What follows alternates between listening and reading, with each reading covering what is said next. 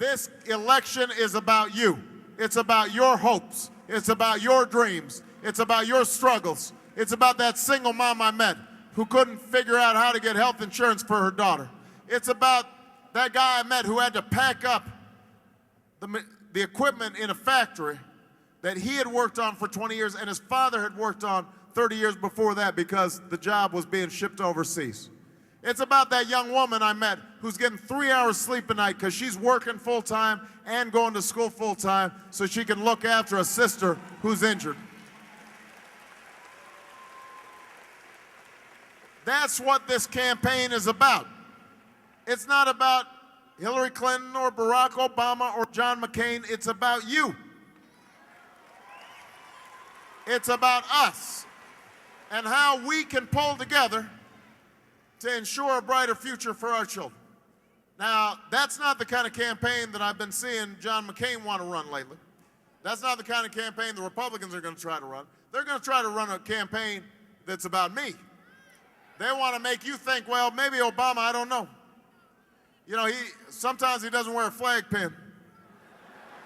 Sometimes, you know, his former pastor said some offensive stuff.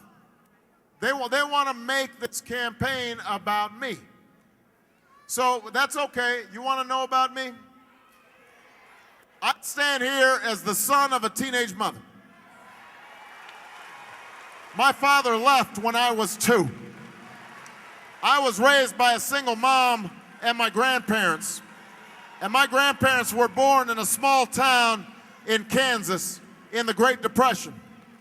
And they didn't have a lot, but my grandfather joined the Army and he fought in Patton's Army in World War II to help defeat fascism.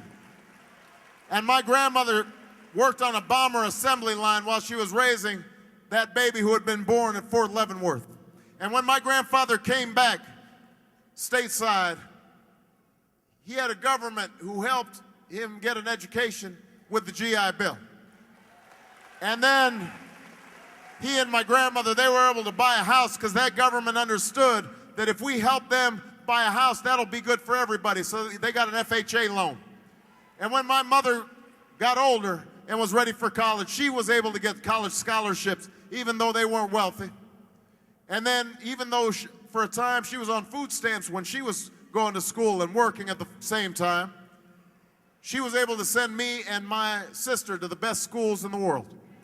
And then I met my wife, and it turns out my wife had the same story. She was raised by a couple that never got a college education. Her father worked as a shift worker at the water filtration plant in Chicago. Her mom stayed home. That one salary back in the 60s and 70s was able to raise a family of 4.